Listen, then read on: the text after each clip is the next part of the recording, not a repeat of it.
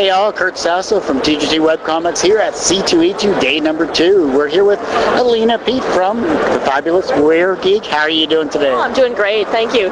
Well, you know, fellow Canadians have to stick together in this type of setting, but you know, WereGeek, you've been on the show, I've loved your work, you know, you're a true gamer girl, woman, sorry, and you know, you got book 1, book 2, book 3, sir, as well? I don't have book 3 out yet, it'll probably be out next year, and there may be a Moosehead Stew book on the way too. Oh, that's right, Moosehead Stew, you know, a wonderful comic as well. If you've never read it, definitely check it out.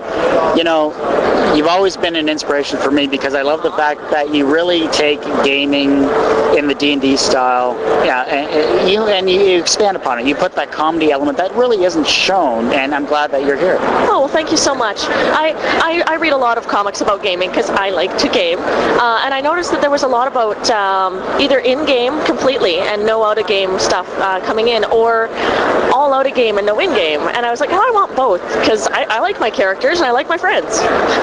Why not tell both stories? Best of both worlds there, for sure.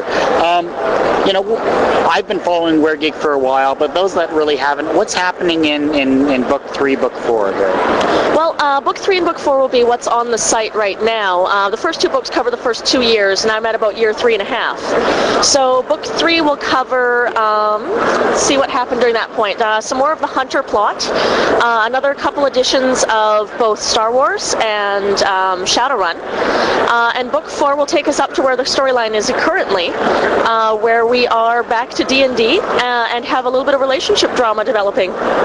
Ooh, I know you love your drama. I know you love your relationships between your characters, and you pull it off so well. It's not forced. It's not anything like that. And you know, you really pulled your world together for this, and it's just a great comic. Oh, well, thank you so much. Part of it comes from the fact that the characters are based partially on real people, and so they sort of write themselves after a while. Like, I really know how Dustin will react if he's confronted with a situation like a date, like he will panic. So it should be fun to write. Oh, you know, definitely. And you know, being a Canadian in America here, this is C2E2, an inaugural convention. You know, how did you hear about it? I heard about it from webcomics.com, which is an excellent resource. I signed up when it first came available because I knew as soon as I heard the pitch that it was going to be just wonderful to read, and I'm so glad I joined. Yeah, I know, it's Chris Straub and Brian Geiger and Scott Kurtz and those guys. You know, Brad Geiger, I should say, is a great guy. We got to talk to him first day, and he's just so full of energy and his passion, and it's good to see that he's giving that to not only veterans like yourself, but also the newer people in the webcomic community. Yeah, well, it's going to be great because they're going to be coming up to Canada next weekend. So we're doing back-to-back C2E2 and then Calgary. So they'll be in Canada. It'll be awesome. Beautiful. Show them that good old Canadian hospitality there, for sure. Well, it'll be funny because the convention center in Calgary, all the security guards wear cowboy hats and rodeo shirts, so it'll be very different than Chicago. Well, at least you can spot them. Oh, it's true. Well, what else is coming down the pipe for you know, yourself and WereGeek? Well, for WereGeek, it's going to keep plucking along, but I've got a couple of stories planned that won't be on the website. I've already written half of the WereGeek cast minus Mark. He'll make a brief cameo, but it's in high school, so obviously he didn't go to the same high school as them. So we'll get to see more of the early adventures of how Dustin and Sarah and Abby and Joel all met, what they were like in high school as kids, and then, so there's already a brief preview of that in book 2 where I have their high school gaming days. I remember that. So it's just a great overall storyline. You've kept everything rolling, consistent. There's really not been any lags in your stories at all. And you know, you do everything yourself. So obviously you're focused on your world, on your style, and it's great to see. Oh, well, thank you so much. And I could compliment you all day here, but what we're going to do is... I will die of blushing.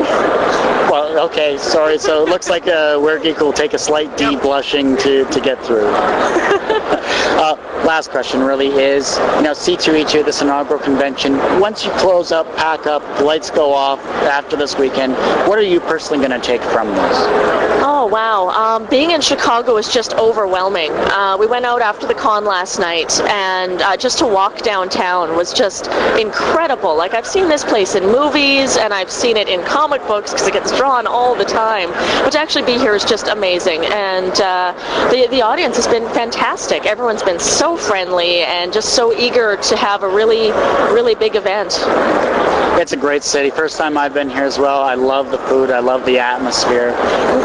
I am a huge foodie, so I'm also excited about eating some real authentic deep dish pizza.